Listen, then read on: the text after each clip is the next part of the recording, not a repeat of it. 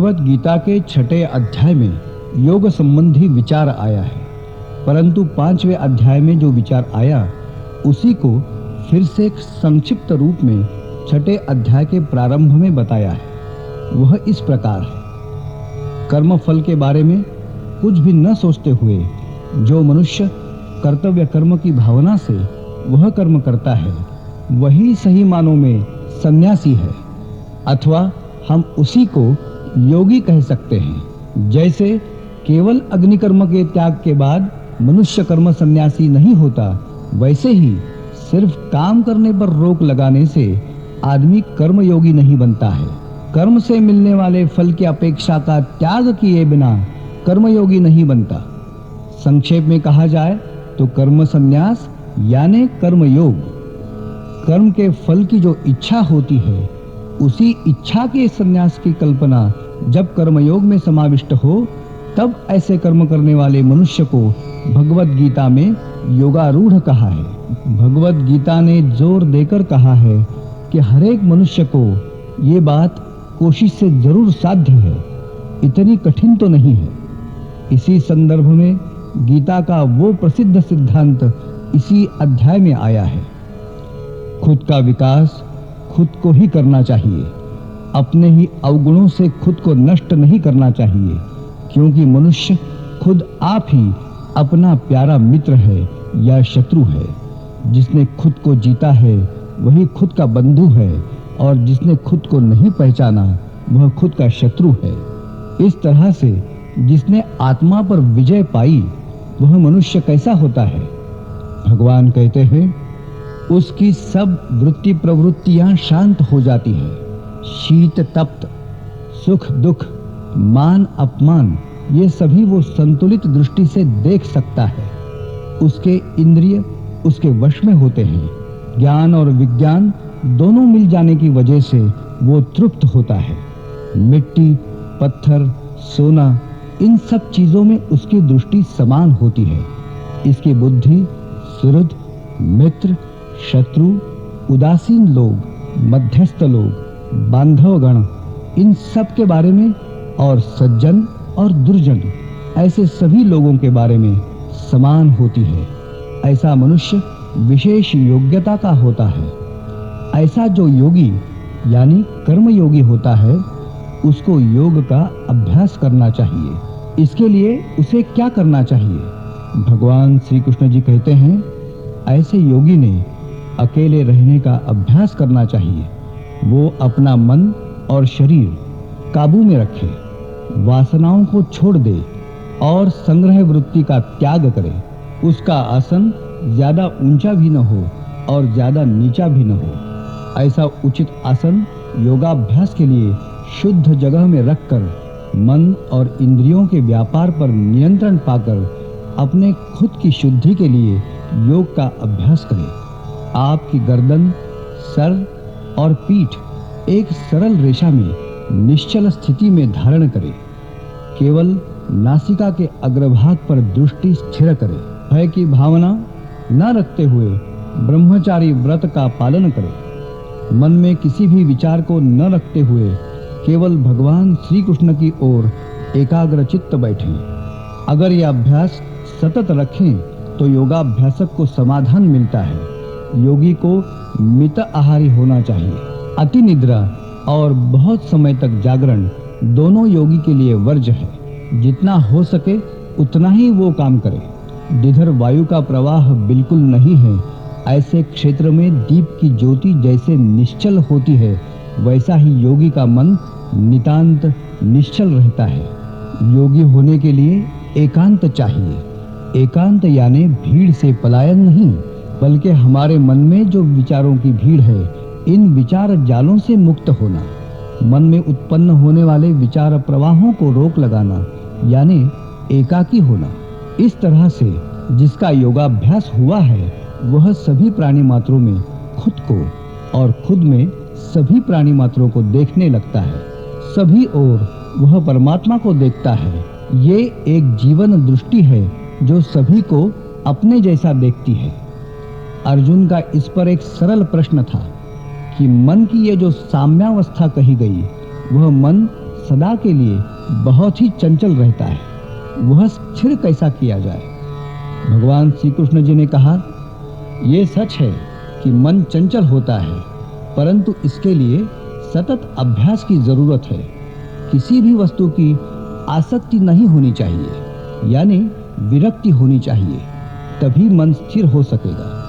अर्जुन पूछते हैं, हे कृष्ण, अगर मनुष्य श्रद्धावान होते हुए भी वैसे प्रयत्नों के अभाव के कारण अथवा जितना संयम होना चाहिए उतने संयम के अभाव के कारण उसकी क्या अवस्था होती है? क्या वो फटे हुए मेघ के समान बीच में ही नष्ट होता है? भगवान ने कहा, हे अर्जुन, जो आदमी सदा के लिए अच्छे काम में लगा हुआ है उसका कभी भी नाश नहीं होता है।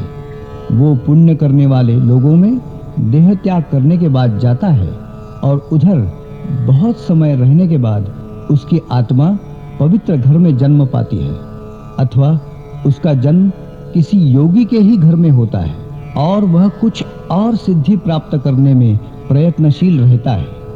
तपस्वी लोगों में ऐसा कर्मयोगी श्रेष्ठ है, ज्ञानी लोगों में भी ऐसा योगी श्रेष्ठ है, केवल कर्म करने वाले लोगों में तो वो श्रेष्ठ है ही।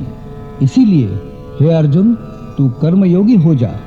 सभी ऐसे योगियों में वही उत्तम योगी होता है जो मुझ में अपना मन रखकर श्रद्धा से मेरा भजन करता है, ऐसा मेरा मानना है।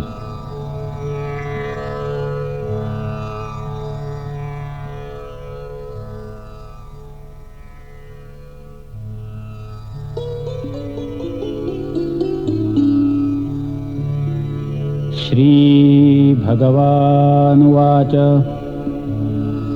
अनाश्रितः कर्मफलम् कार्यं कर्म करोति यः स सन्न्यासी च योगी च न निरग्निर्न चाक्रियः यौ सन्न्यासमिति प्राहुः योगन्तो विद्धि पाण्डव नैह सन्न्यस्त संकल्पो योगी भवति कश्चन आरुरुक्षोर्मुनेर्योगं कर्म कारणमुच्यते योगारूढस्य तस्यैव शमः कारणमुच्यते यदा हि नेन्द्रियार्थेषु न कर्मस्वनुषज्यते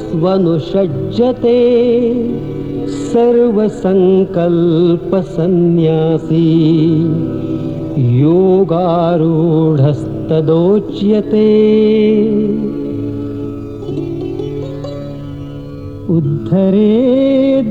उद्धरेदात्मनात्मानं नात्मानमवसादयेत् आत्मैव ह्यात्मनो बन्धुः आत्मैव रिपुरात्मनः बन्धुरात्मात्मनस्तस्य येनात्मैवात्मना जितः अनात्मनस्तु शत्रुत्वे वर्तेतात्मैव शत्रुवत् जितात्मनः प्रशान्तस्य परमात्मा समाहितः शीतोष्णसुखदुःखेषु तथा मानापमानयोः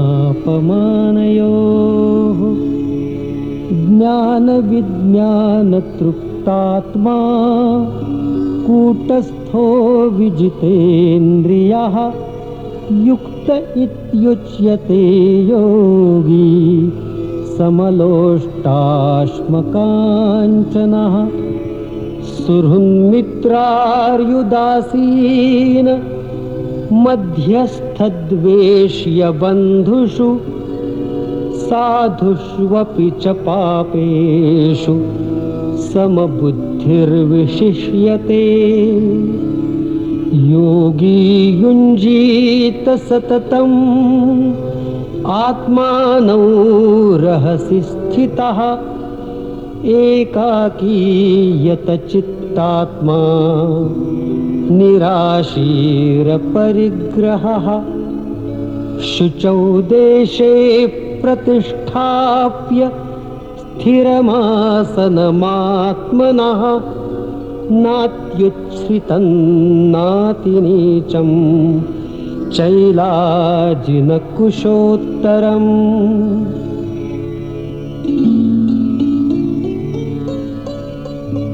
तत्रैकाग्रं मनः कृत्वा यतचित्तेन्द्रियक्रियः उपविश्यासने युञ्ज्याद् योगम् आत्मविशुद्धये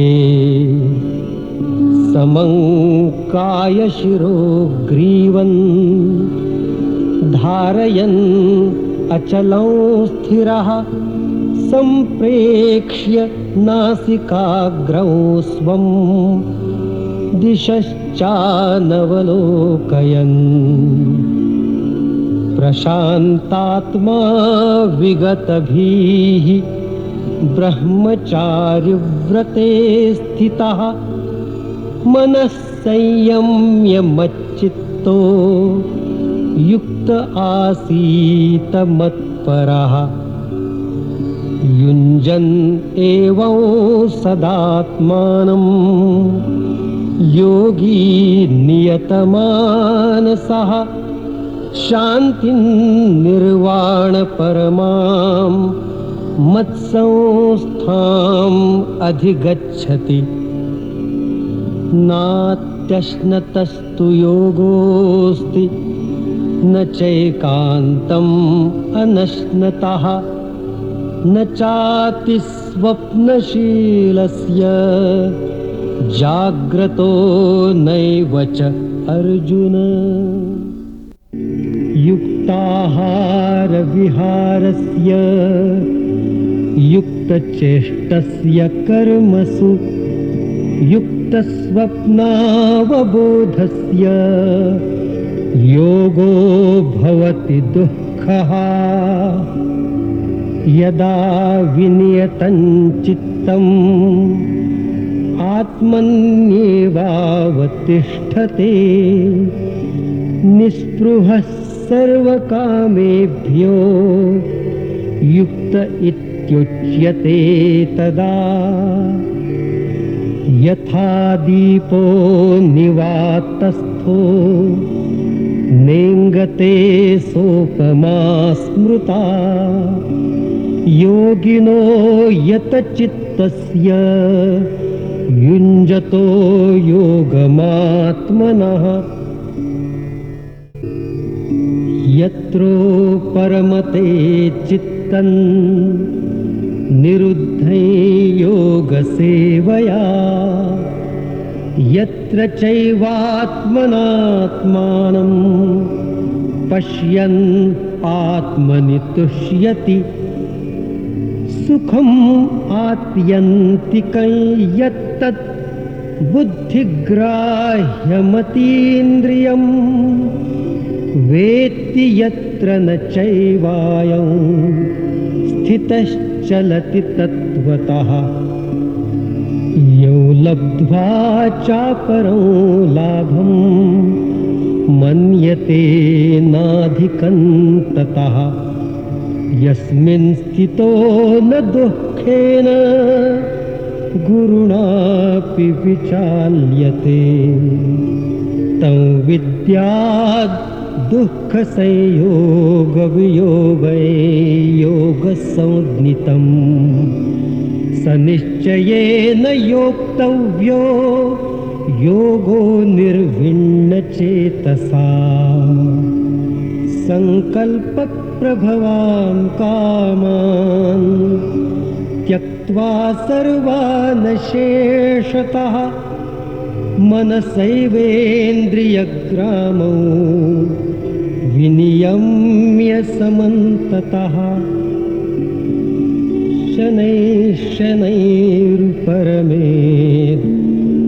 बुद्ध्या धृतिगृहीतया आत्मसंस्थं मनः कृत्वा न किञ्चिदपि चिन्तयेत्। यतो यतो निश्चरति मनश्चञ्चलमस्थिरम् ततस्ततो नियम्यैतद् आत्मन्येव वशन्नयेत्। प्रशान्तमनसं ह्येनं योगिनो सुखमुत्तमम् उपैति शान्तरजसं ब्रह्मभूतमकल्मषम्।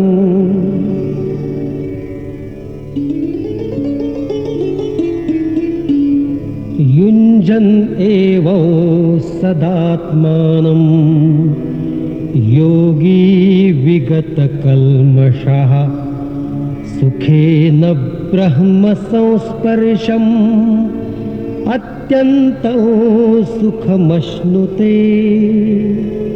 सर्वभूतस्थमात्मानं सर्वभूतानि चात्मनि ईक्षते योगयुक्तात्मा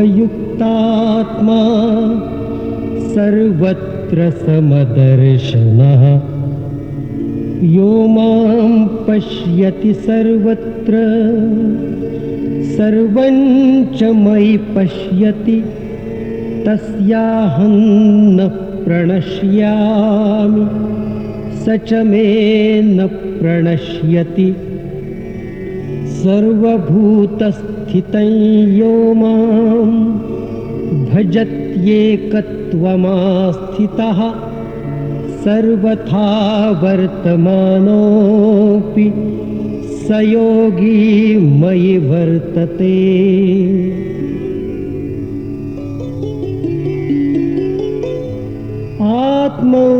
आत्मौपम्येन सर्वत्र समं पश्यति योऽर्जुन। सुखं वा यदि वा दुःखं स योगी परमो मतः।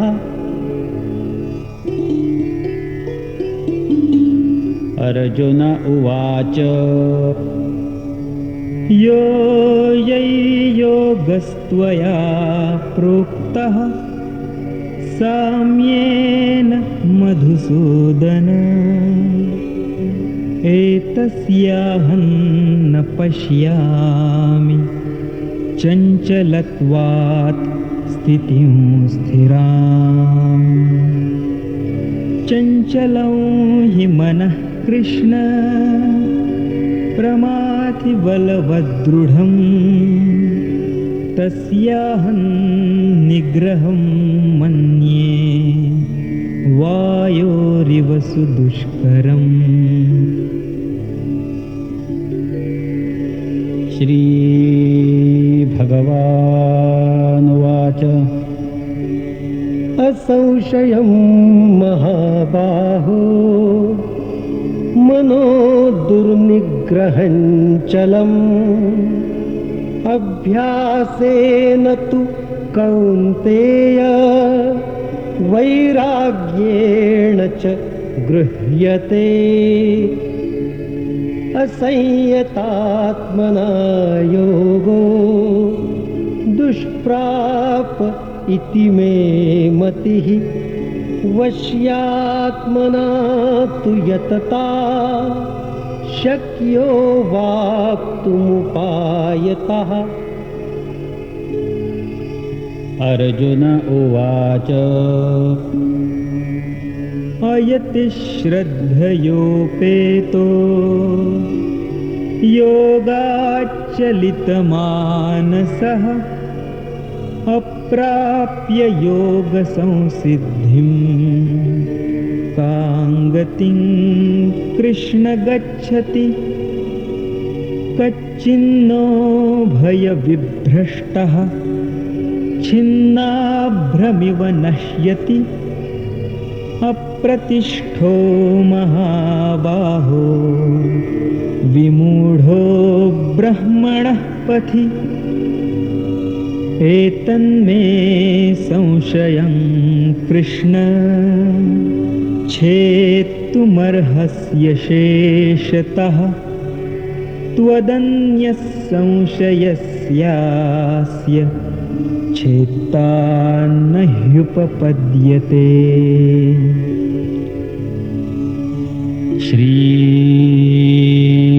भगवानुवाच पार्थ नैवेह नामुत्र विनाशस्तस्य विद्यते न हि कल्याणकृत् कश्चित् दुर्गतिं तात गच्छति प्राप्य पुण्यकृतान् लोकान् उषित्वा शाश्वती समाः शुचीनां श्रीमताङ्गेः योगभ्रष्टोऽभिजायते अथवा योगिनामेव कुले भवति धीमताम् एतद्धि दुर्लभतरं लोके जन्म यदीदृशम् तत्र तं बुद्धिसंयोगं लभते पौर्वदेहिकम् यतते च ततो भूयः संसिद्धौ कुरु नन्दन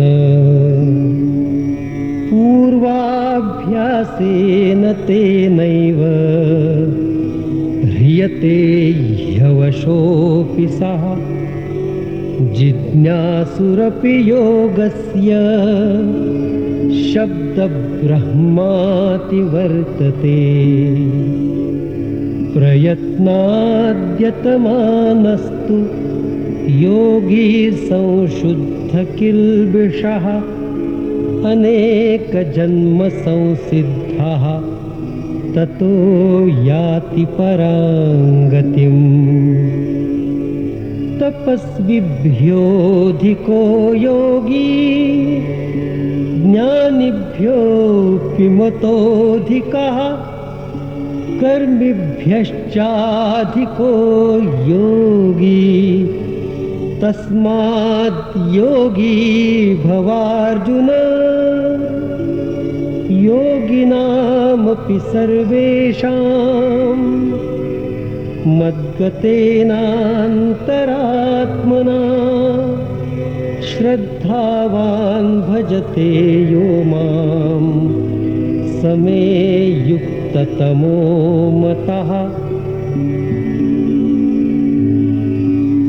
ॐ